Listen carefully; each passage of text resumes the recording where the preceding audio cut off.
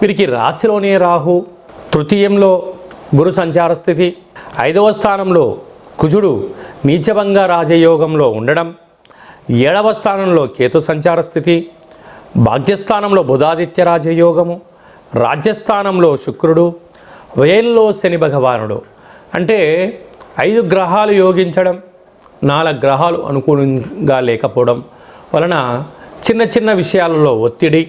మీరు ఏదైతే అనుకుంటారో పని అవుతుంది, కానీ అయ్యేంత వరకు ఏదో తెలియని ఆందోళన. కష్టే ఫలి అంటే ఎంతో కష్టపడితే కానీ ఆ పని అవ్వకపోవడం.